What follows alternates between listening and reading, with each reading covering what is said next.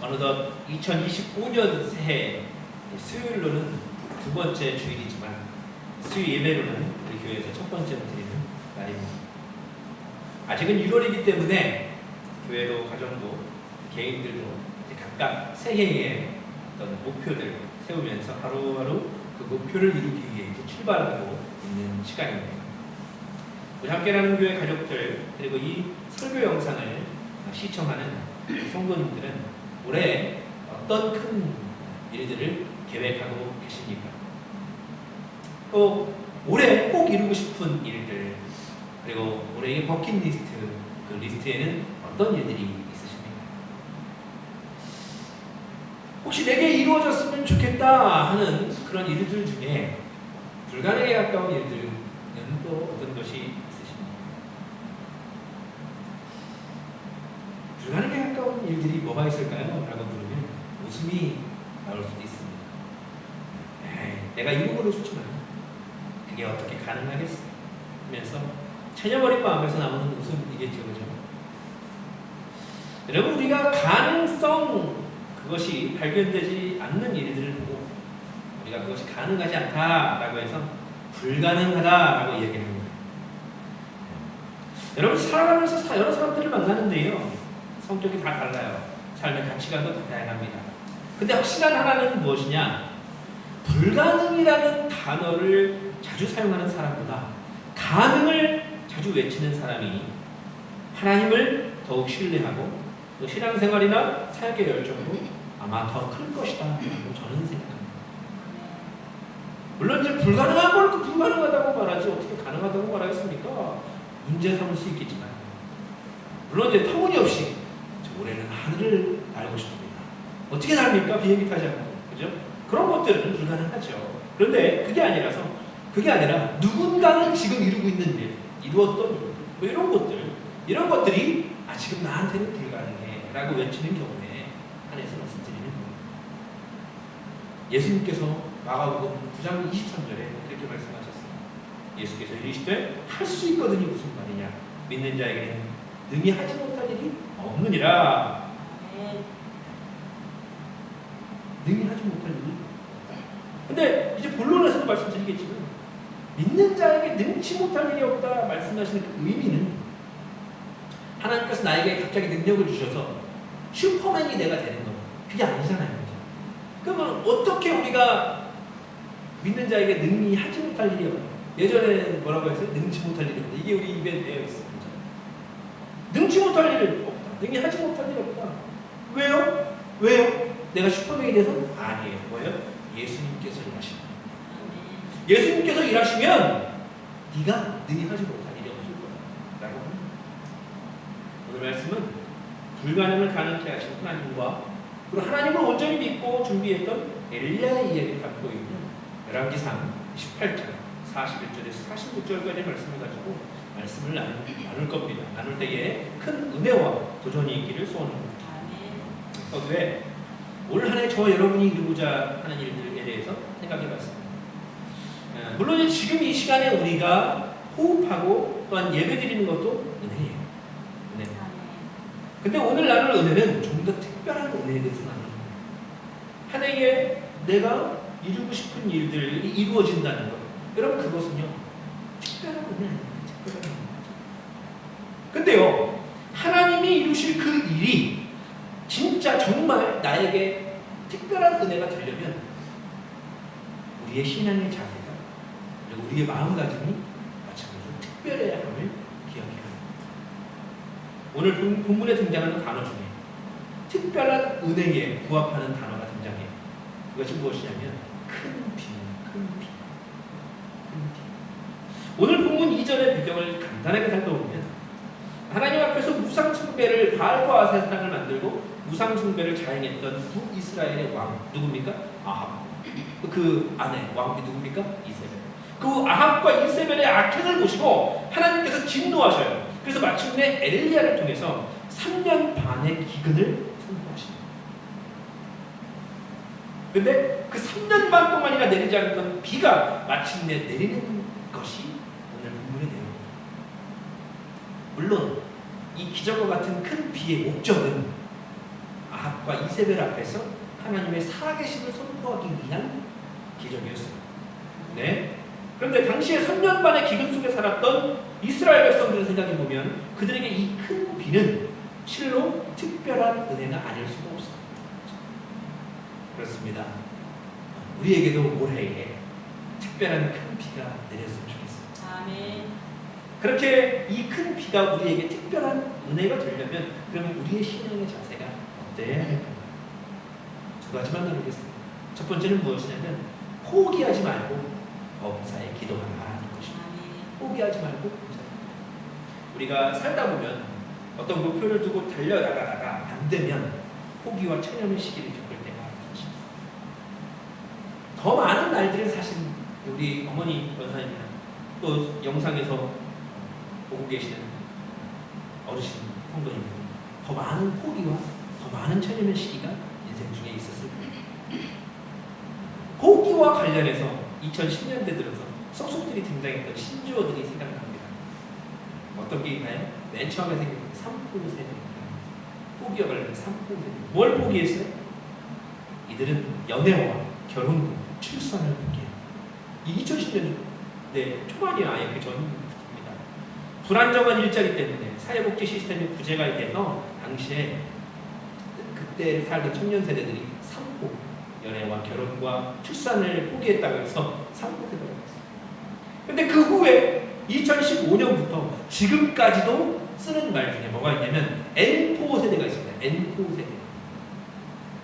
N, 우리가 어디 카페나 식당을 가면 예전에는 뭐 이렇게 한 명이 내가 내게 해서 이제 살 때도 있지만 요즘에는 문화가 N분의 1로 나눈다. N분의 1. 그 N은 뭐예요? 두 명이 가면 2분의 1이고 세 명이 가면 3분의 1이고 그러니까 그 숫자가 N자에 다 대입될 수 있는 거거든요. 그 N4 세대는 뭘까요? 포기하는 게 많다는 거예요. 많다는 거.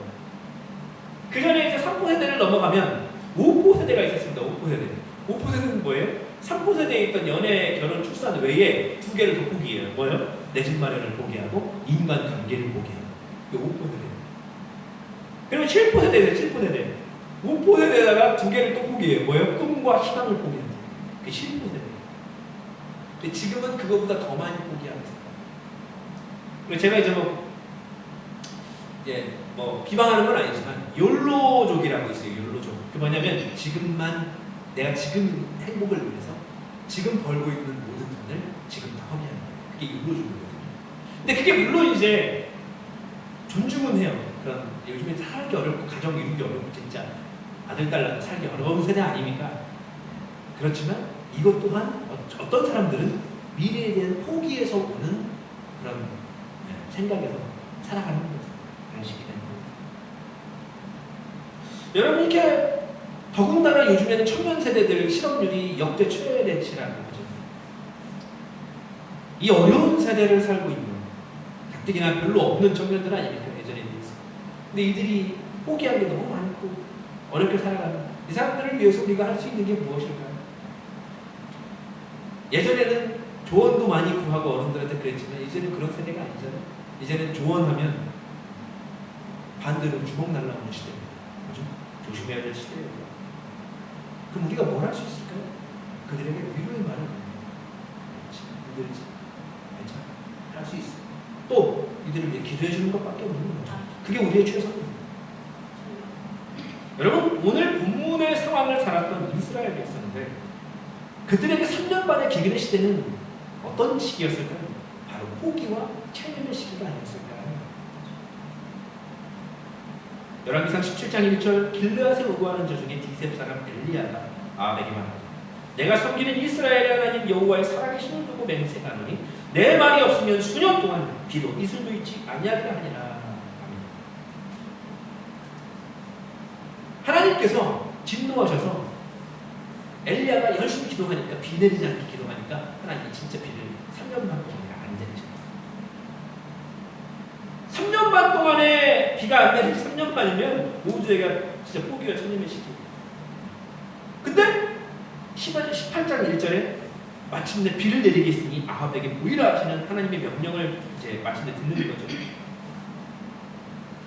엘리야는 18장 1절부터 하나님께서 비를 내리실 것을 이미 예견을 했기 때문에 알고 있었죠. 사실 비 내리실 거다. 보진 못했지만. 근데요, 그가 하나님께 비를 구하는 모습에서 그의 간절한 마음을 알 수 있습니다. 물론 3년 반의 기근도 자기가 기도한 것이지만 3년 반 동안 내가 자기도 안 어렵겠어요? 어려웠지. 그리고 이 전에 바로 이전의 일이 뭡니까? 바알과 아사랴 850명의 선지자들과 대결하는 그 부분 아닙니까? 얼마나 어려워요, 심적으로. 42절의 그 모습을 보면 그의 간절함을 볼 수 있어요. 우리 오늘 본문 42절 다시 한번 읽겠습니다. 시작. 아합이 먹고 마시러 올라가니라. 엘리야가 갈멜산 꼭대기로 올라가서 땅에 꿇어 엎드려 그의 얼굴을 무릎 사이에 넣고. 자, 얼굴을 무릎 사이에 넣었다는 것은 무슨 의미일까요? 유연하게 퍼포먼스를 했던 걸까요?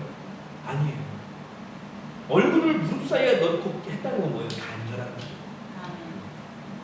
뭐랑 비슷하냐면 아말렉과 그 출애굽기 17장에 아말렉과의 전쟁 가운데 모세가 손을 들면 이기고 내려오면 안 이기고. 근데 그게 마법처럼 그렇게 되는 게 아니라 들었다는 건 뭐예요? 기도했다는 거예요. 내려갔다는 건 뭐예요? 피곤했다는 거예요. 기도를 멈췄다는 것이죠. 마찬가지예요. 얼굴을 무릎 사이에 넣었다는 건 퍼포먼스가 아니라 간절히 기도하는 그 모습이고, 하나님 비를 내려주시옵소서. 그리고 왜 또 그 모습이 왜 기도예요? 야고보서 5장에 기록되어 있죠. 17절, 18절. 엘리야는 우리와 성적이 같은 사람이로다. 그가 비가 오지 않기를 간절히 기도한즉 3년 6개월 동안 땅에 비가 오지 아니하고 다시 기도하니 하늘이 비를 주고 땅이 열매를 맺었느니라. 하나님이 비를 내리지 않겠다 말씀하실 때도 그러면 그냥 안 내리시면 되잖아요. 근데 엘리야가 야고보서에 뭐라고 말해요? 엘리야가 간절히 기도했다고 비가 내리지 않겠다. 하나님 말씀드립니다. 또 하나님이 비를 주신다고 18장 1절에 말씀을 하셨지만 그럼 나는 뭐 하면 돼요? 구경하면 되죠. 그러나 저희 엘리야는 뭐 했어요? 간절히 기도해요.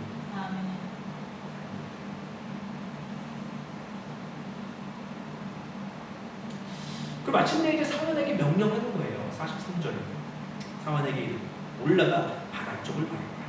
그가 올라가 바라보고 말하면 아무것도 없나요? 이르되 7번까지 다시 가라. 올라가 바다 쪽을 바라보라 이렇게 명령했어요. 사원이 봤어요. 봤는데 3년 만에 기근에 당연히 구름이 없죠. 물 위에도 구름이 하나도 안 되는 거예요. 바다 위에. 근데 사원에게는 그 상황이 당연했을 겁니다. 3년 반 동안에 비를 구경한 적이 없거든요. 당연하죠. 이 구절에서 제가 이제 예전부터 이제 오늘 말씀할 때 준비할 때까지 아무것도 없나이다. 이 부분을 읽을 때마다 그 사원이 얼마나 어이없었을까 하는 생각이 들어요. 아무것도 없나이다. 그냥 없나이다 이것도 아니고 아무것도 없나이다. 어이없는 마음이 있는 것 같아요. 아무것도 없는데 엘리야가 몇 번을 시켜요? 7번을 시켜요. 7번이나 하시라. 주인님, 엘리야님 이제 그만 좀 시키시죠. 이렇게 하고 싶지 않았겠나. 근데 엘리야는 쉬지 않고 간절히 비를 내리시기를 기도했다. 마침내 손바닥만한 손 하나만한 구름 한 점이 보인다는 거예요. 44절 함께 읽어볼까요? 44절 시작. 7번째 이르러서는 그가 말하되 바다에서 사람의 손만한 작은 구름이 일어나이다. 이르되 올라가 아합에게 말하기를 비에 막히지 아니하도록 마차를 갖추고 내려가서 하라 하니라. 아멘. 엘리야의 끊임없는 기도로 결국 하나님께서 비를 내리십니다. 근데 엘리야에게는 특별한 믿음이 있었어요. 뭐냐면 41절 말씀과 같이 기도하기 전에 이미 선포하는 믿음이 있었기 때문입니다. 41절도 함께 읽어보겠습니다. 시작. 엘리야가 아합에게 이르되 올라가서 먹고 마시소서. 큰 비 소리가 있나이다. 아멘. 자, 3년 반 동안이나 비가 한 방울도 내리지 않았습니다. 근데 큰 비는 온다는 확실한 믿음이 물론 이제 하나님께 18장 1절에 들었다고 했지만, 그러나 그는 3년 반이나 안 왔던 그 비가 오늘은 분명히 올 것이다 라는 확실한 믿음이 있었고, 그것을 어떻게 표현했어요? 큰 비 소리가 있나이다. 아직 소리 나지도 않았어요. 뭐 어디서 말이라도 오면 말소리가 들립니다 이거 할 수 있지만 큰 비 소리는 어디서 들어요? 구름도 없는데. 근데 그렇게 표현했다는 거예요. 고백을. 아직 다른 사람들에게는 들리지 않는 그 소리를 엘리야는 들은 듯 이야기했다라는 것이죠. 이것이 바로 큰 비 소리를 듣는 이 엘리야의 믿음이었습니다. 마가복음 11장 24절에 이렇게 말씀합니다.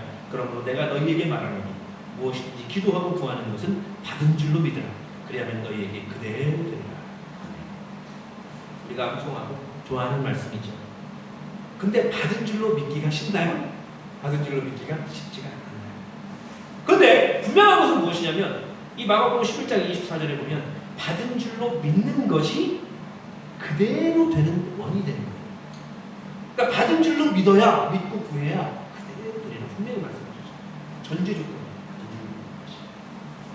여러분 삶에 이루기를 원하는 일들, 해결되기를 원하는 일들이 있으시다면 여러분 포기하지 말고 그대로 되리라 선포하면서 믿음으로 기도하시는 저와 여러분 되기를 소원합니다. 큰 비, 이것이 이제 은혜를 상응하는 말이라고 했죠. 그럼 그 큰 비가 우리에게 특별한 은혜가 되려면 또 어떤 신앙의 자세를 갖추고 있어야 될까요? 두 번째는 큰 비가 작은 구름에서 시작된다는 사실을 잊지 말아야 합니다. 큰 비가 작은 구름에서 시작됩니다. 44절, 45절 우리 다시 한번 읽어보겠습니다. 시작. 일곱 번째 일로서는 그가 말하되 바다에서 사람의 손만한 작은 구름이 일어나나이다. 이르되 올라가 아합에게 말하기를 비에 막히지 아니하도록 마차를 갖추고 내려가소서 하라 하리라. 조금 후에 구름과 바람이 일어나서 하늘이 캄캄해지며 큰 비가 내리는지라. 이 마차를 타고 이스라엘로 가니. 엘리야는요 작은 구름을 보기까지 쉬지 않고 기도했습니다. 그리고 작은 구름을 보자마자 맞다는 얘기를 듣자마자 사환을 시켜서 아합 왕에게 이야기를 전하라 또 명령합니다. 어떤 이야기예요? 비에 막히지 않도록 마차를 갖추고 내려가소서. 아직 비가 오기 전이잖아요. 근데 엘리야는 알았다는 거예요. 뭐예요? 작은 구름이 떴다. 이것이 큰 비의 시작이구나. 제가 목회자이지만 제가 이제 또 작곡가이기도 하고 가수이기도 합니다. 제가 대학생 시절부터 이제 곡을 만들면 대학생 시절부터 네이트온이나 카카오톡을 통해서 곡을 지인들에게 공유를 했었어요. 그래서 오래되신 분들은 지금까지 한 20여 년 이상을 제 음악 인생을 함께 보고 나누신 분들이 있죠. 참 소중한 분들입니다. 여러분 어릴 때는요, 제가 경제적으로 먹고 살기도 어려운 시절이기 때문에 여기 이제 어머니 형님 계시지만 음반을 어떻게 됩니까 그 시절에 내고 싶었지. 대학 시절에도 아르바이트 하느라고 바빴지. 그런데 그럼에도 불구하고 저는 작곡가의 삶을 꿈꾸면서 계속 이어갔어요. 그러다가 제가 이제 더 열심히 하게 되는 작곡을 하게 되는 계기를 만났는데 저희 예산산교육교회에서 사역을 전도사 때 할 때 교육전사 할 때 침신대 교수님들이 오셔서 각 분야별 세미나를 주신 적이 있어요. 근데 그때에 작곡 관련한 음악과 교수님들이 또 방을 이어서 제가 거기 들어갔습니다. 몇 분 들어갔죠. 그래서 제가 한 가지 여쭌 게 있어요. 교수님, 저는 음악 전공자도 아니고 제가 화성학을 아는 것도 아닌데 제가 찬양 사역자의 길을 갈 수 있을까요? 이렇게 물어봤어요. 제가 만든 찬양도 좋은 찬양이 될 수 있을까요? 이렇게 물어봤어요. 그때 교수님께서 하셨던 응답이 제게는 마치 작은 구름 같았습니다. 그게 뭐냐면 음악 교수가 무책임한 말 한다고 느낄 수도 있겠지만 찬양은 음악 전공자라 해서 아무나 만들 수 있는 것이 아닙니다. 찬양 사역의 길 가실 수 있습니다. 자, 그때 그 누가 말했다고요? 그걸 동네 아저씨가 얘기한 게 아니라 침신대 음악 교수님 얘기했어요. 자, 그 얘기를 듣고 너무 희망을 얻었어요. 그래서 그때부터 놓지 않고 걸어와 보니까 지금 찬양 사역을 하고 있어요. 21년. 음반도 제가 처음에 낸 곡이 그때 당시에 제가 재산을 다 끌어모아서 하나를 냈었어요. 첫 음반. 근데 지금은 약 한 30여 곡이 지금 올라가 있어요. 여러분들이 영상을 통해 보시는 분들 아실지 모르겠지만 있습니다.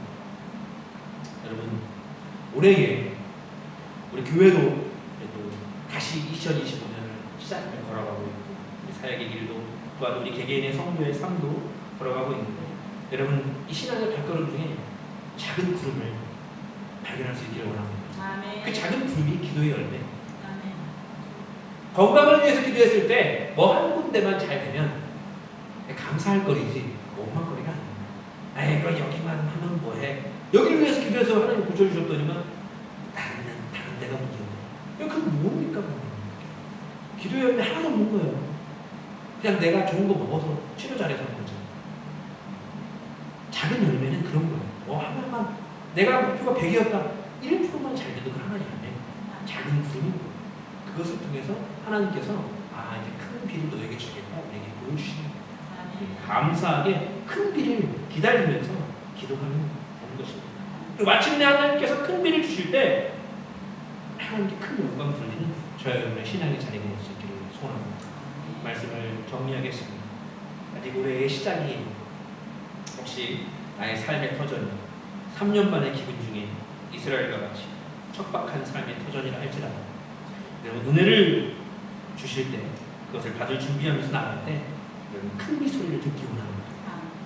세상이 듣지 못하는 소리, 믿음 없는 사람에게 들리지 않는 그 소리, 큰 비 소리, 하나님께서 이끌어 가시는 소리, 이런 그 소리를 우리 하나님께 나누는 교회 공동체의 가족들과 이 영상을 시청하시는 성도님들이 함께 들을 수 있기를 간절히 소망합니다. 기도하겠습니다.